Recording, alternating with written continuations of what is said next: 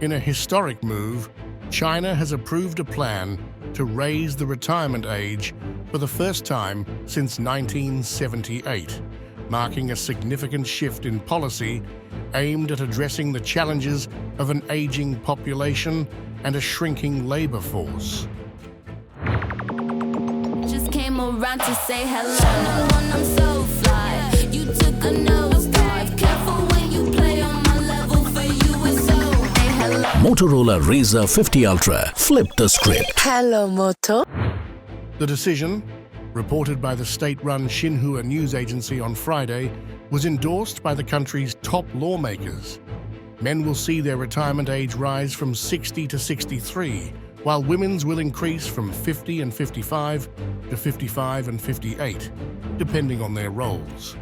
This phased implementation will begin on January 1st, 2025, gradually increasing over the next 15 years. The change is expected to help slow the decline in the labor force and alleviate the financial strain on the country's pension system, especially as birth rates hit record lows last year and the number of people aged 65 and older is expected to rise to 30% by 2035 from 14.2% in 2021. The Standing Committee of the National People's Congress stated, "Governments at all levels should actively respond to the aging of the population, encourage and support the employment and entrepreneurship of workers."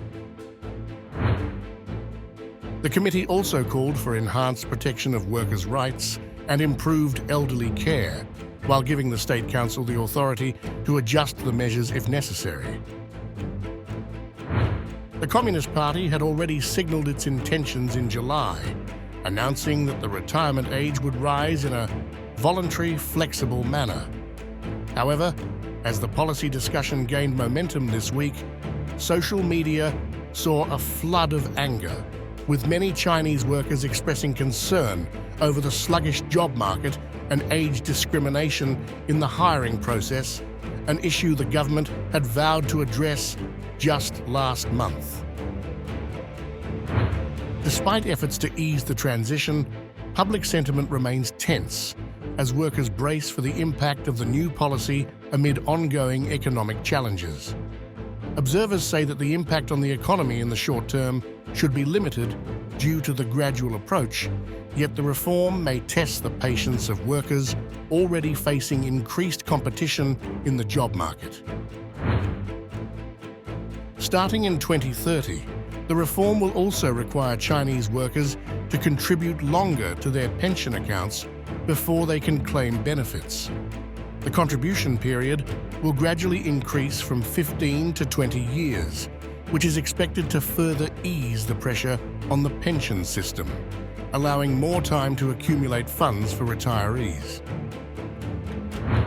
In the context of a rapidly aging population, the move is seen as a necessary step to balance the country's fiscal obligations with the needs of its workforce.